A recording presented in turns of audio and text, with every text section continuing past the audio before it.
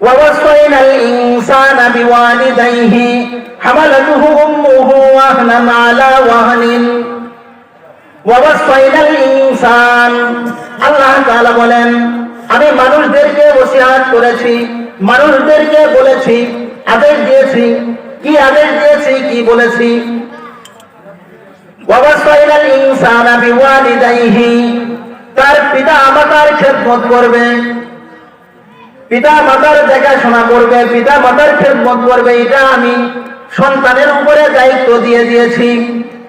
আর পিতা মাতার খেদমতের বিষয়টা আল্লাহ তাআলা এমন ভাবে গ্রহণ করে নিয়েছেন, এমন ভাবে কবুল করে নিয়েছেন যে বিষয়টা আল্লাহ তাআলা পবিত্র কোরআনুল কারীমে স্থান দিয়েছেন। আল্লাহ তাআলা বলেছেন, হাদিস শরীফের ভিতরে আল্লাহ নবী সাল্লাল্লাহু আলাইহি ওয়াসাল্লাম একাধিক হাদিসের ভিতরে বিবরণ দিয়েছেন। আল্লাহ তাআলা ইবাদতের পরে এরপরে সর্বপ্রথম যে কাজটা হবে বান্দার, সেই কাজটা হলো পিতামাতার খেদমত করা।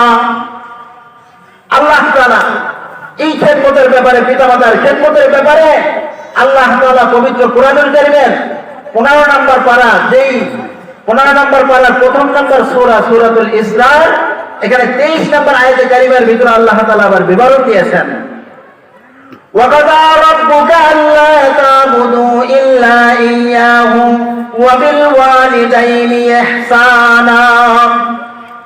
এখানে আল্লাহ তাআলা বিবরণ দিয়েছেন আমি মানুষের উপরে এটা অত্যাবশ্যক করে দিয়েছি, জরুরি করে দিয়েছি। তাদের জন্য উচিত হবে যে আমি আল্লাহ তাআলার ইবাদত বন্দেগীগুলো করার পরে, আমি আল্লাহ তাআলার ইবাদত বন্দেগী করার পরপরই তাদের কাজ হবে পিতামাতার খেদমত করা। পিতামাতার খেদমত করা এটা সন্তানের উপরে কর্তব্য, দায়িত্ব। প্রিয় উপস্থিতি, এজন্য এই বিষয়গুলো আমাদের স্মরণ রাখা। আসলে বর্তমান ইদানিং জামানায় বিশেষ করে আমাদের সমাজে বিভিন্ন রকম বিভিন্ন ধরনের কথাবার্তা শোনা যায়। এসে বলে যে হুজুর, আমার ছেলে, আমার মেয়ে আমার কথা শোনে না, আমার ছেলে আমাকে ঘর থেকে বের করে দিয়েছে, আমার মেয়ে এমন আমাকে অকথ্য ভাষায় গালি দিয়েছে, আমার ছেলে মেয়ে আমার কথা শোনে না। চেয়ারম্যান সাহেবের কাছে যায়, এলাকার মেম্বার সাহেবের কাছে যায়, এমনকি এমপি, মন্ত্রী, এমনকি প্রধানমন্ত্রী পর্যন্ত চলে যায়। কথা বলেন ঠিক কিনা? কিন্তু প্রিয় উপস্থিতি, এটা তো আমাদের বোঝার বিষয়। আজকে আল্লাহ তাআলা পবিত্র কোরআনুল কারীমের 31 নম্বর সূরা সূরাতুল লুকমানের 14 নম্বর আয়াতে কারিমার ভিতরে এখানে বিবরণ দিয়েছেন, ওয়াসাইনাল ইনসানা বিওয়ালিদাইহি হামালাতুহু উম্মুহু। এখানে আল্লাহ তাআলা বলেছেন হামালাতুহু উম্মুহু, সন্তান তুমি কি এটা চিন্তা ভাবনা করেছো? এটা কি একবার ভেবেছো যে তোমার মা তোমাকে 10 মাস 10 দিন যাবৎ গর্ভে ধারণ করেছে, কি কষ্ট বেদনা সহ্য করেছে সে তোমার জন্য? সে ঠিক মতো আহার গ্রহণ করতে পারে নাই, ঠিক মতো নিদ্রা যেতে পারে নাই, তোমাকে ছোটবেলায় কিভাবে লালন পালন করেছে।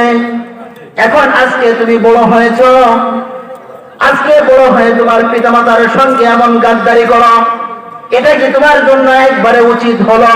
এটা কেমন কথা? এটা আদৌ তোমার জন্য উচিত নয়। প্রিয় উপস্থিতি, এজন্য যুবক ভাইদেরকে বলি, সবাই সীমিত, অল্পের ভিতরে আলোচনা শেষ করে দেব। প্রিয় উপস্থিতি, আল্লাহ তাআলা এই আয়াতে কারিমার ভিতরে এখানে বলে দিয়েছেন যে পিতামাতার খেদমত আল্লাহ তাআলা তার ইবাদতের পরপরই স্থান দিয়েছেন। হাদিস শরীফের ভিতরে এসেছে, বুখারী শরীফের হাদিস, এছাড়াও আরো একাধিক হাদিসের কিতাবের ভিতরে এসেছে। আল্লাহ রাসূল সাল্লাল্লাহু আলাইহি ওয়াসাল্লামের কাছে জিজ্ঞাসা করা হয়েছে, মাল হাক্কুল ওয়ালিদাইন, আল্লাহ রাসূল আমাদের পিতামাতার উপরে কি হক রয়েছে? আল্লাহ রাসূলের কাছে জিজ্ঞাসা করেছেন সাহাবা আজমাইন। সে সময় বলেছেন যে ওমা জান্নাতুকা ওয়া নারুকা, পিতামাতা হয় তোমার জান্নাত, না হয় তোমার জাহান্নাম। কেমন কথা? পিতামাতাকে তুমি যদি খেদমত করে তাদের সন্তুষ্টি অর্জন করতে পারো, তাহলে আল্লাহ তাআলা তোমাদেরকে জান্নাত প্রদান করবেন। সুবহানাল্লাহ। আর যদি তোমার পিতামাতা তোমার প্রতি অসন্তুষ্ট হয়ে যায় তাহলে তোমাকে জাহান্নামে যেতে হবে। প্রিয় উপস্থিতি, এজন্য পিতামাতার যে হকগুলো রয়েছে এটা আদায় করা। আর বিশেষ করে যারা পিতামাতা রয়েছে হইতেছে আপনি আমি পিতামাতা, একটা কথা বলে যাই সীমিত সময়ের ভিতরে, আপনার আমার সন্তানকে আপনি আমি যদি তাদেরকে সুশিক্ষায় শিক্ষিত না করি, আজকে আপনার আমার সন্তান বড় হয়ে তারা ঐশীর মতো বাপ মায়ের সাথে আচরণ করবে। কথা বলেন ঠিক কিনা?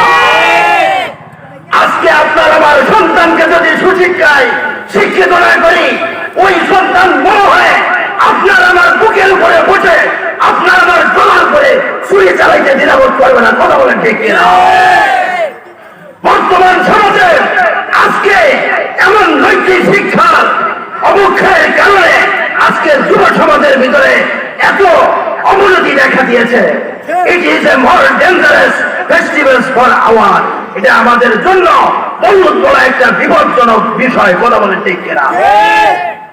আজকে আপনার আমার সন্তানকে প্রাথমিক পর্যায়ে তাকে কোরআনী শিক্ষা দিচ্ছে না, হাদিসিক শিক্ষা দিচ্ছে না, ওই সন্তান বড় হয়ে আপনার আমার বিদ্যাচরণ করবে কিনা? কথা বলেন ঠিক কিনা?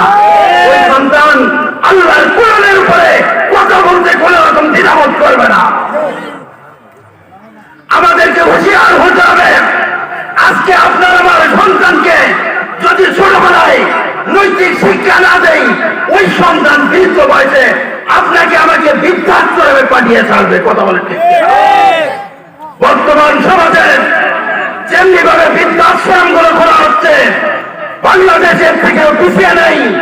যেই বাবা মা তোমাকে ছোটবেলায় লালন পালন এত কষ্ট করে করলো, ওই বাবা মা বৃদ্ধ বয়সে তোমার সঙ্গে একসঙ্গে থাকতে চায়, নাতি পোতা নিয়ে একসঙ্গে তার শেষ লাইফটা কাটাইতে চায়।